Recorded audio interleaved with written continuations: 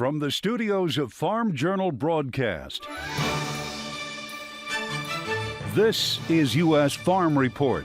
Welcome to U.S. Farm Report. This weekend, we are on the road from the 2024 Milk Business Conference in Las Vegas here at Caesars Palace. And here's what's in store over the next 60 minutes. A major surprise in USDA's December WASDE, but is it a game changer for corn prices in the months ahead?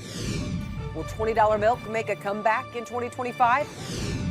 Labor is one of the biggest challenges on dairy farms across the U.S. today, but one employee is truly breaking the mold. Figuring out ways as far as how to talk to people, how to approach them, how to deal with situations, but mainly how to continue to gain their trust on me. Keen on conversation, how Joaquin Vasquez is now inspiring his employees.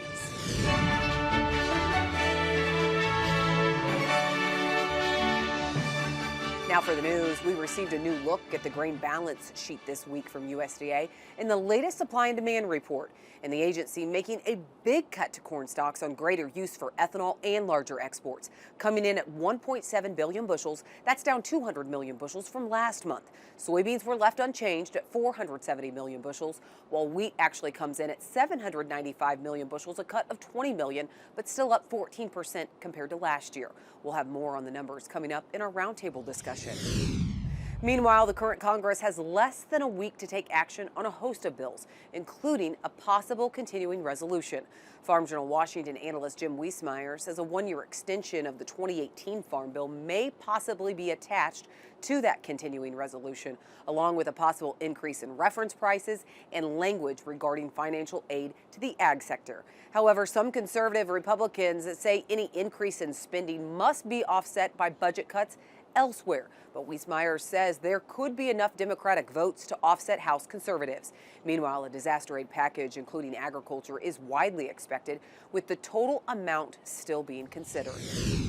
Meanwhile, the Senate has passed its version of Federal Disaster Tax Relief Act. It would provide aid for victims of hurricanes, but also provide tax relief for cattle producers who received payments due to wildfires. Previously, those payments counted as taxable income. The bill also retroactively applies to any wildfire payment received in tax years 2020 through 2025.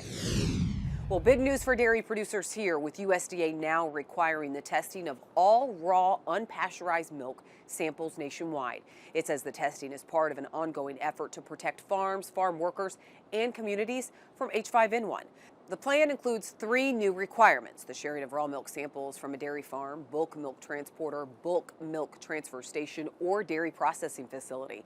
The order requires herd owners with positive cattle to provide information for contact tracing and surveillance, and it requires private labs and state vets to report positive results to USDA. Now, under the plan, USDA will immediately begin nationwide testing of milk silos at dairy processing facilities.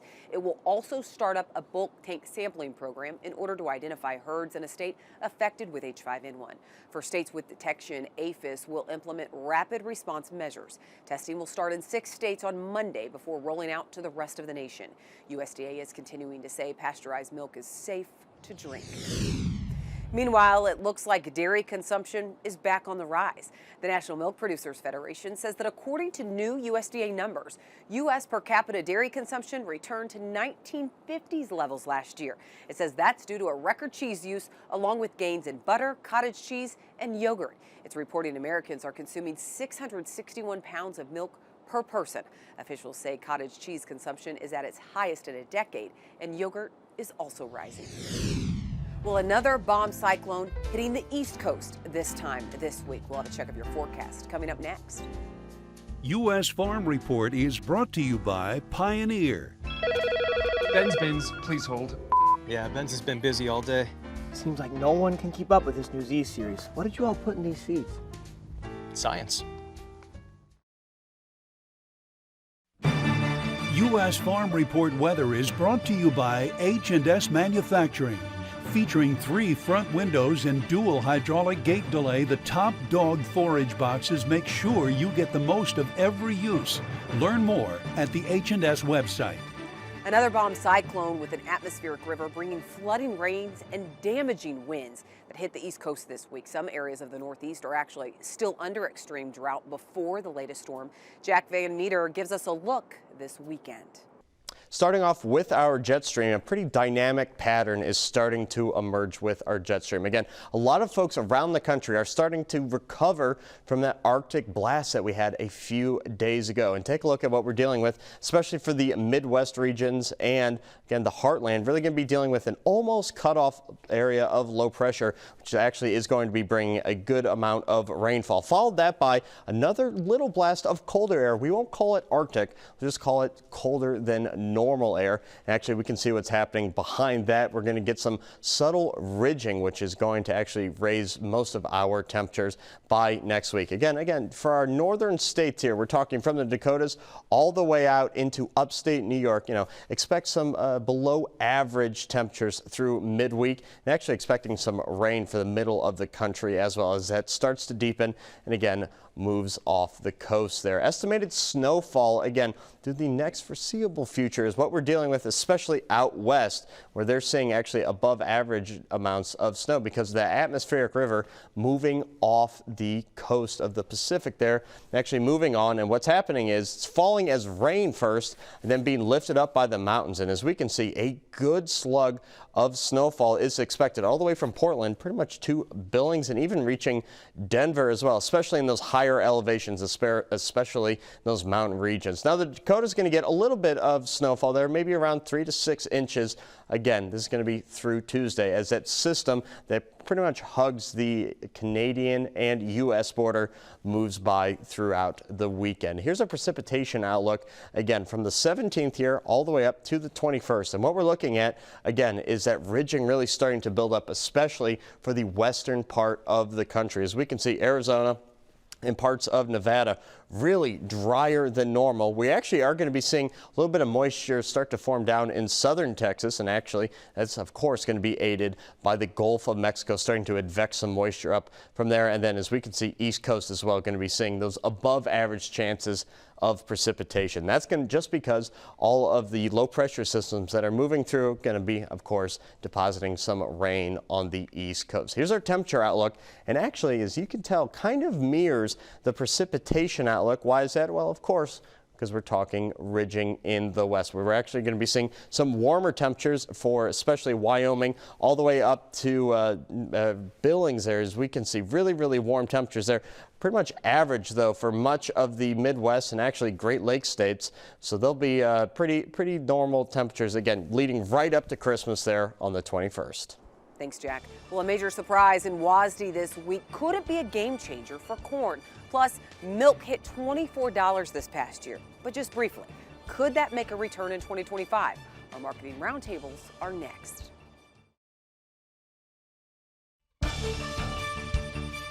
U.S. Farm Report on the road from the Milk Business Conference is brought to you by Enogen. Enogen delivers more available energy to your cattle, increased starch digestibility, and improved silage quality. Energize your operation with Enogen corn for feed. And by Rabo Agri-Finance. Discover how local relationship managers and global sector expertise can help you address challenges and seize opportunities. Rabo Agri-Finance. Let's talk. Learn more at www.raboag.com. Well, welcome back to Las Vegas. This weekend here from the Milk Business Conference. Excited to have a great panel. We have Mike North, Ben Buckner, as well as Lucas Fees joining us to talk markets. Let's start off, though, and talk feed prices and talk grain, Mike, because we had a WASDE report. I mean, the December WASDE, typically one that's not a huge market mover.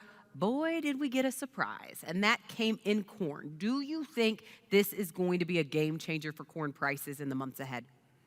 I don't, largely because we already saw this coming. If you've been tracking exports, we're well ahead of the 5-year average, way ahead of the norm. Exports have been incredibly strong, and anybody that just ran the weekly numbers could come up with the guesstimate that we needed to move the needle somewhere between 100 to 200 million play it safe at 150, and that's exactly what USDA did. They moved another 150 million into demand on exports. They put another 50 into ethanol. We land the ending stocks number at 1.738, and now suddenly we're talking about what we've already been talking about for the last month. Do you think that's why USDA left the corn price untouched at 410? I do, because the market's already been trading this, so they just had to play catch up.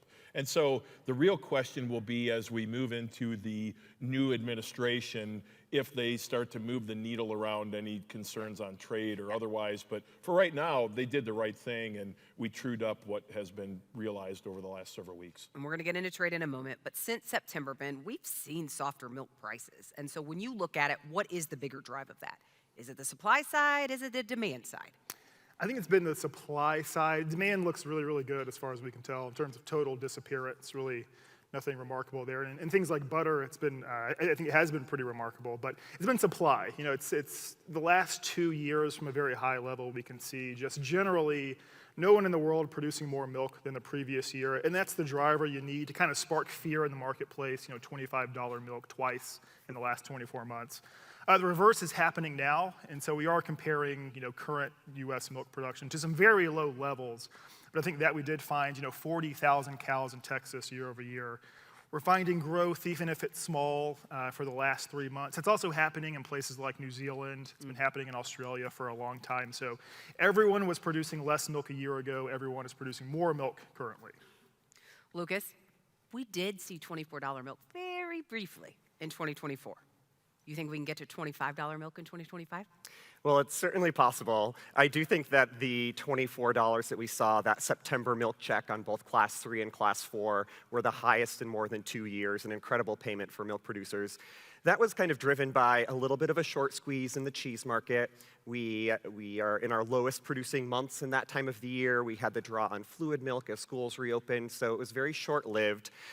We're not necessarily forecasting, a sustained period of $25 milk into 2025, but we are pretty optimistic on milk prices into next year. We think with the feed costs being lower, the profitability will be there, and overall, it's pretty good news, I think, looking ahead for dairy farmers. Ben, what is Ag Resource Company's outlook for milk prices next year?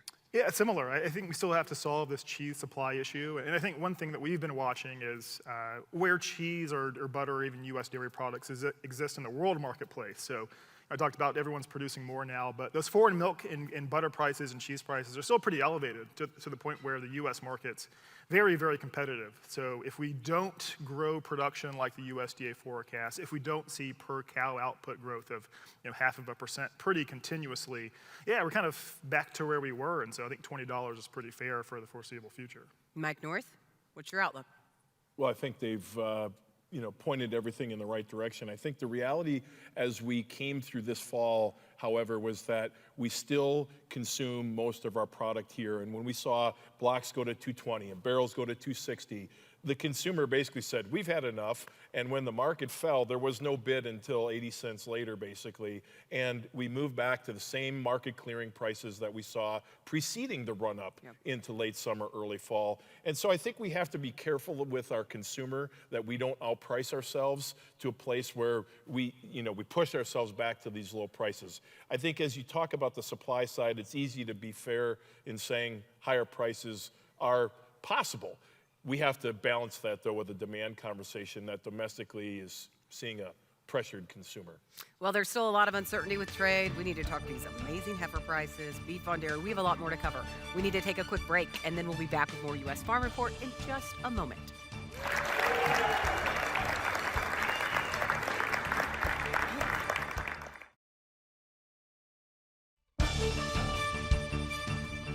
Welcome back. Well, continuing our marketing discussion, we've been talking a lot about trade here at Milk Business Conference, and we'll continue to talk about trade this coming year with the incoming Trump administration.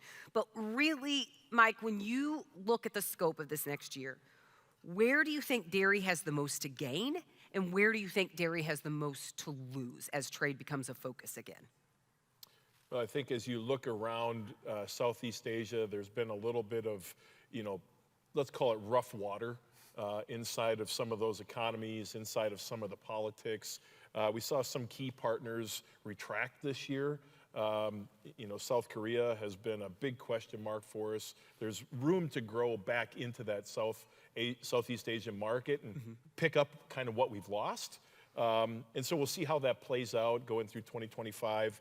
I think as we touch on the tariff discussion inside the new administration, the place where we stand to lose the most is Mexico. We've got some hot button issues with regard to nearshoring and the border and security. And how do we leverage this discussion of tariffs to try to solve those problems? Because that's being thrown out there. And, as recent as 2 weeks ago, they were called out as a potential tariff target.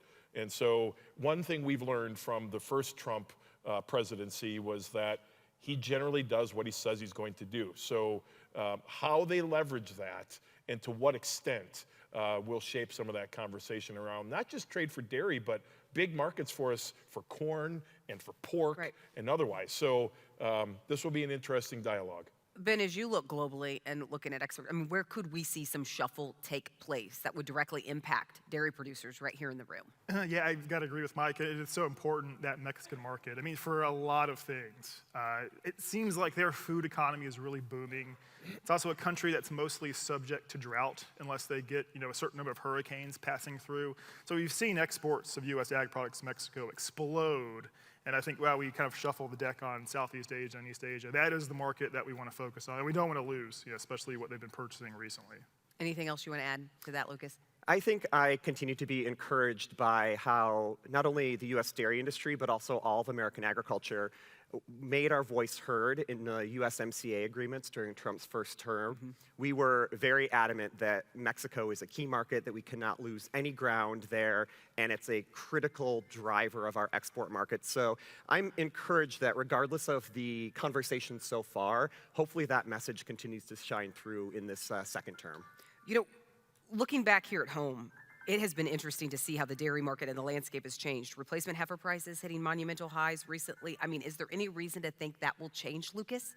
I think it will be difficult in the near term. It all goes back to the cattle cycle, and we've kind of worked ourselves into this situation where it's not going to be easy to solve. There's no magic number that can automatically create new replacements overnight. So I think we'll be in this situation for a while. I challenge and encourage dairy farmers to kind of think strategically about their breeding choices and what they're doing into the future. And there also just the opportunity for this revenue, beef on dairy, other things that come from non-milk sources is going to be pretty critical for the overall balance sheet, I think.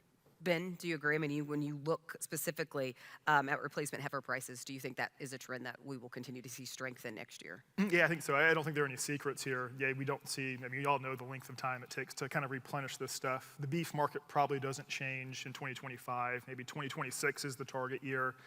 I would just throw out, we do have to kind of watch pasture conditions. It does seem we've solved a lot of drought in a lot of important places. So that might play somewhat of a role in replenishing the second half of next year.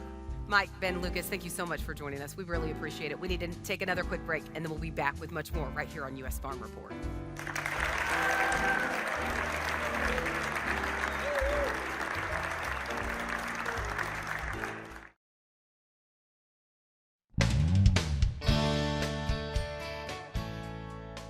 Hey folks, welcome back to Tractor Tales. This week we're on the road to North Dakota to visit with Lee Miller, who's going to tell us about his 1959 John Deere 430W.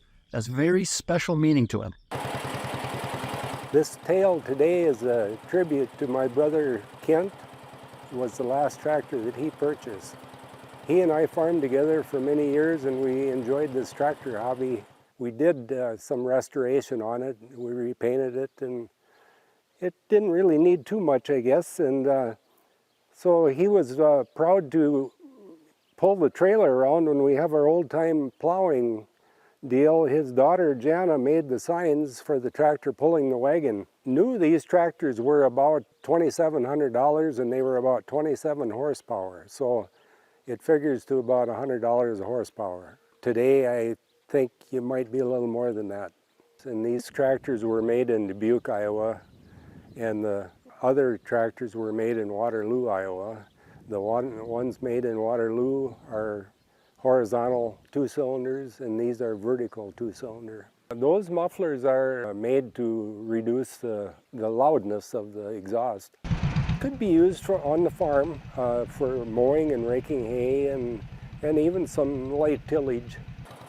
He used to take it on tractor drives. It brings back a lot of memories that all the things that we did together through the years. It's kind of bittersweet. Something to remember him by. Thanks, Greg. Well, when we come back, behind any extraordinary dairy producer are strong employees. And this week here at Milk Business Conference, we recognized one employee who treats the dairy like his own while finding new ways to inspire his own employees. His story is next. You're watching U.S. Farm Report. Trusted, timely, tradition.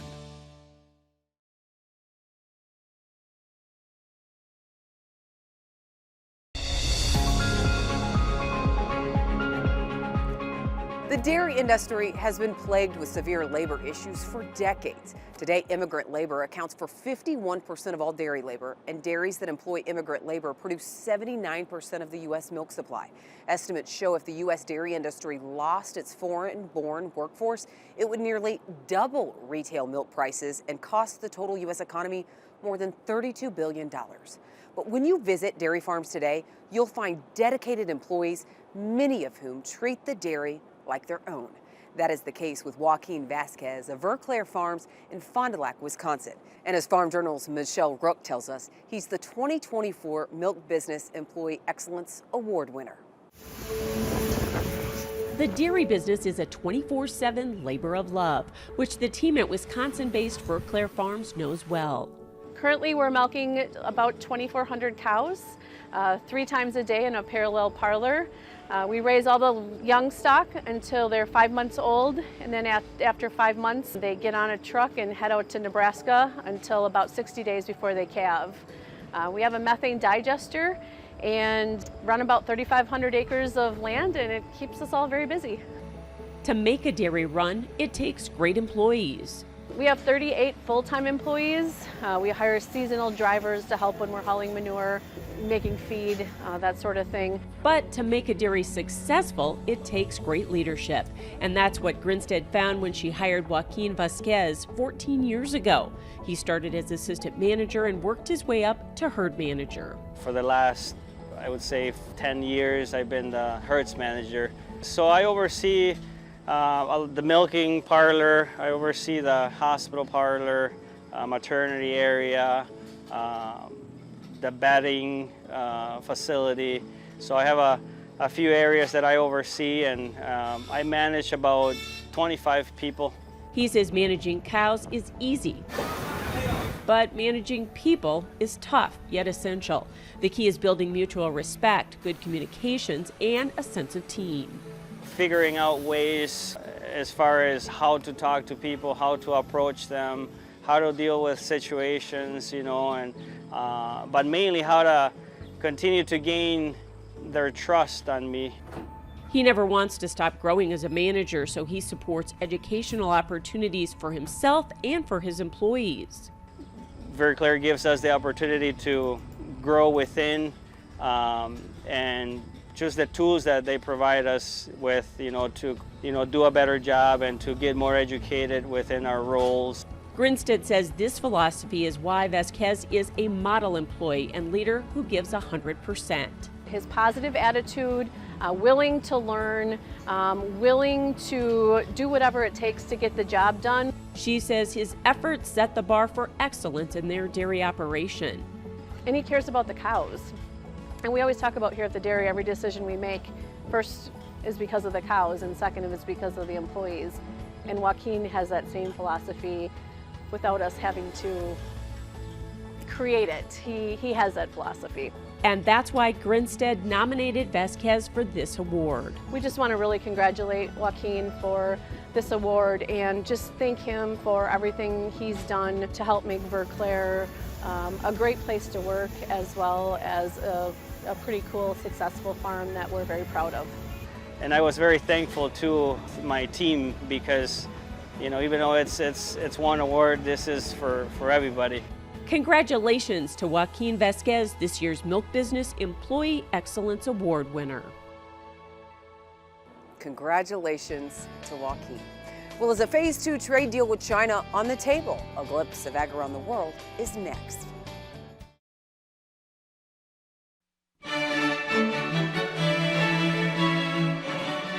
Now for a glimpse of Ag Around the World, President-elect Trump has announced who he would like to serve as his top trade official during his second term, nominating Jamison Greer to serve as U.S. Trade Representative.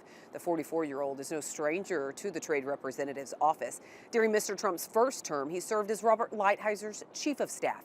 He most recently worked as a partner on a law firm's international trade team. And the president-elect's threats to impose tariffs on goods coming in from Canada and Mexico to stop drugs and illegal immigration had leaders of both those countries speaking recently with Mr. Trump. Canadian Prime Minister Justin Trudeau traveling to Florida to meet in person with the president-elect at his Mar-a-Lago estate. The two leaders had dinner together, which lasted about 3 hours. It's reported the discussion covered a wide range of topics, including trade, border security, defense, and Ukraine. The president-elect also having a conversation with the new president of Mexico.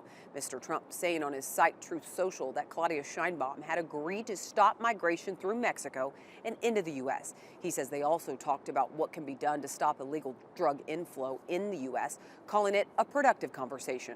But Sheinbaum, speaking after the conversation, rejected Mr. Trump's assertion that she agreed to close the southern border during the call, saying on X, quote, Mexico's position is not to close borders, end quote. Sheinbaum said after speaking with the president-elect, she is confident a tariff war with the United States will be averted. Agriculture should expect an aggressive trade agenda to return under a second Trump administration. That was the message from President-elect Trump's ambassador to China, Terry Branstad, at the recent Agricultural Retail Association's annual meeting in Houston, Texas. Farm Journal's Clinton Griffiths spoke with Branstad. The former governor of Iowa speaking plainly about what to expect from the next Trump administration. I know people are concerned about the tariffs, but the fact is he looks at the tariffs as a way to get their attention and eventually to get better trade agreements, fair and reciprocal agreements. As ambassador to China during the first Trump administration, he had a front row seat to the trade negotiations that ultimately yielded a Phase 1 agreement. I believe that Trump will try to do as he did before, get their attention through the tariffs, and he's doing the same thing with Canada and Mexico, but then try to work out a trade agreement and that's fair and reciprocal. And the key there is it's got to be a win-win situation. Branstad says he expects the administration to continue its focus on trade with China, including taking steps beyond that Phase 1 deal. You think they'll work toward a Phase 2 or continue? I think so. That was the intent when we agreed to the Phase 1 agreement, and the problem was there wasn't the support in China to go the extra mile and do the other Phase 2. But I know that the Trump team wanted to do that, and had he been reelected at that time, I think they would have pursued it. Now, according to USDA, in 2023, China was the largest market for U.S. ag exports, accounting for 17% of the total. They're also a significant supplier of inputs such as fertilizer and crop protection products. Leaders with ARA admit trade is high on their list of things to watch in the new administration. I understand that the president's trying to level the playing field and punish some people that have been taking advantage of the global trade rules, but we've got to make sure everybody understands the consequences of using that particular tool and what the ramifications will be when it comes back around. Regardless of the concern, Kopic knows the industry shouldn't expect the status quo. Biden did nothing for 4 years, and so I think that we're going to see a much more aggressive approach taken. Some people are fearful of that. I actually think it's a good thing. I think it will lead to a more fairness and reciprocity in terms of trade. Well, that's a glimpse of ag around the world. President-elect Donald Trump's tariff threats are creating uncertainty for Canada's economy. But what is the sentiment across Canada heading into Trump's second term? Sean Haney of Canada's Real Agriculture Radio joins us from here at the Milk Business Conference next.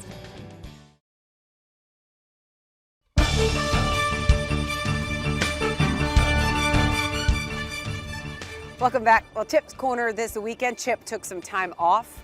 Next best thing, Sean Haney, a frequent traveler when it comes to AgriTalk on the show Friday for the Fridays free-for-alls.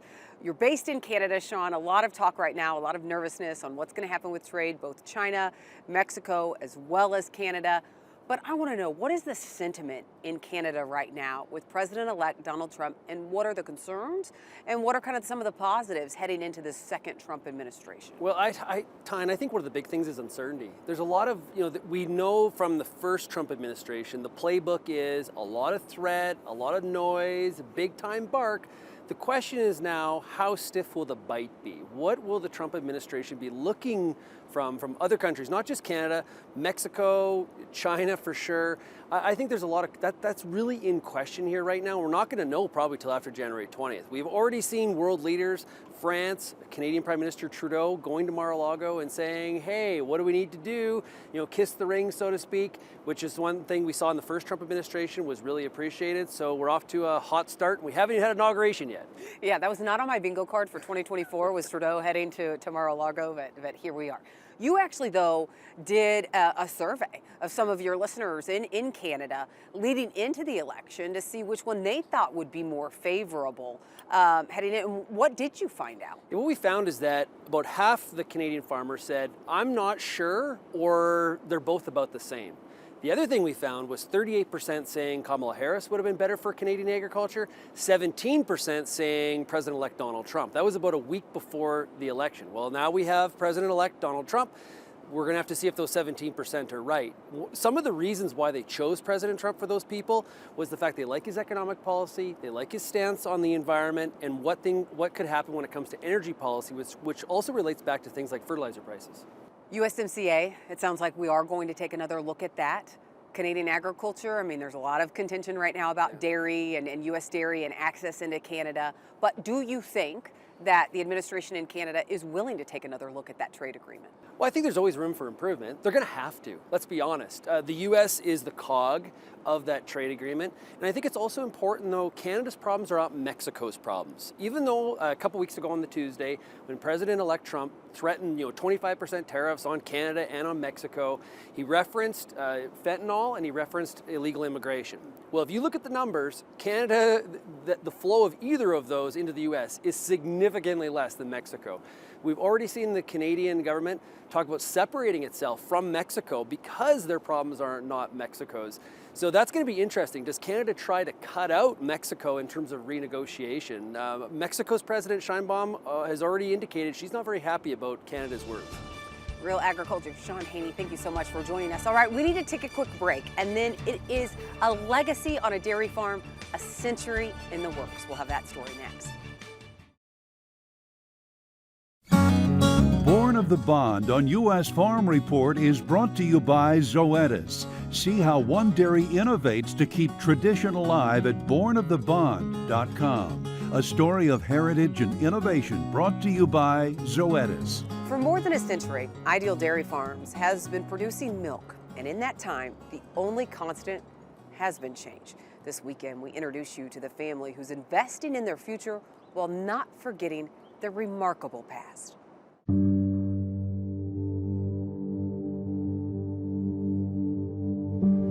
As a dairyman, everybody has a memory, a connection, a bond, if you will. I think back on all those stories, knowing that you're part of that pathway. Those are the things that are priceless to me.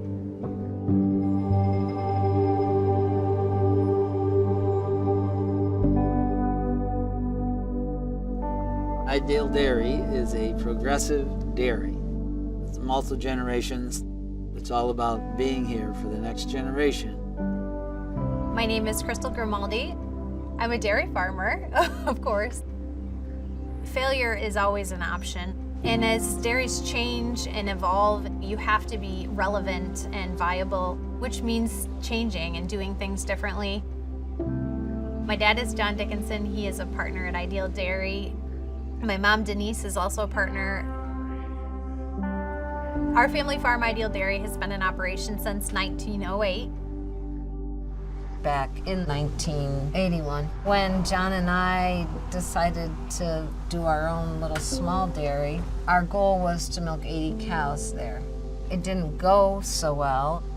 We were struggling. We were milking 3 times a day, trying to make ends meet, and Crystal was born.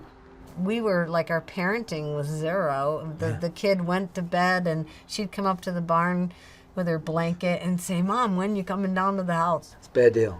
And it was really hard, but we found some babysitters that would come after school and so on to take care of Crystal. We were both really passionate about keeping it alive. Looking back, I wouldn't change the way that I grew up at all. I learned so much. My role on the farm when I was young was feeding calves. It became most apparent to me that it was different than the way other kids grew up, certainly when I started school. I really loved it when I was younger, but when I got to be a little bit older in high school, I was eager to try new things and see other things in the world. I completed my education and I started teaching. And then when my son was born, I was doing a lot of reflecting and thinking that I couldn't imagine him growing up any differently than I had grown up. Just being able to work with your family and in the hard work ethic that you learn growing up on a farm. Everybody's there helping to get the job done. I'm Lorraine Dickinson. I'm the oldest member here now of this dairy farm. This was one of the early milk trucks. You can see it's kind of primitive. A couple of the milk drivers would be taking the bottles. My grandfather was kind of the salesman on the road. My father oversaw the dairy. When I grew up, every summer, Dad would have 5 delivery routes. He would get me up in the morning and I would help him deliver milk. All the neighborhood schools in surrounding areas drank our milk. So everybody knew Ideal Dairy. Ideal Dairy, that's gone through a lot of transitions over the years. My grandmother was getting older and she was still doing all the books and everything on the farm and getting a little bit beyond what she wanted to do. So I decided to come back to the farm. Things had really changed. So I kind of found a place where I thought I could add value. And my cousin Kyle was coming back to the farm. My cousin Luke, and he decided to come. So there was really a future here. The margins are slim in our industry. The farm that doesn't innovate is going to really struggle to continue operating in the future. As dairies change and evolve, there's a lot of consolidation. There's farms that are going out of business. It's not an easy lifestyle. The reason we're here at all is because of all the decisions that generations of our families made before we even thought about returning home to the dairy. My son's Aiden Grimaldi. He is 12. His everyday tasks are pushing up feed for our heifers in the evening. It's incredibly rewarding to see my dad, John, and my son Aiden interacting together. My dream is to build something that lasts, continuing on that legacy so that the next generation can continue to make their mark.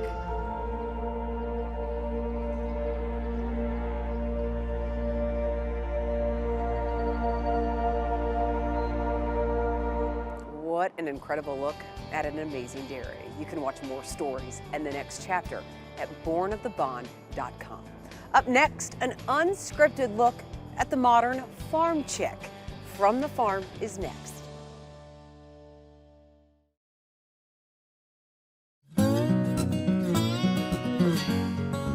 Annalise Wegner is sharing her farm life while encouraging others to do the same so people know where their food comes from. With more than 60,000 followers on Instagram, the dairy farmer is providing a slice of dairy life in an authentic way. But this week at Milk Business Conference, Clinton Griffiths and I invited Annalise along with her husband Tom to go unscripted here at Milk. Well, welcome to our first ever live. Oh, it's live. In-person edition of Unscripted here from the Milk Business Conference.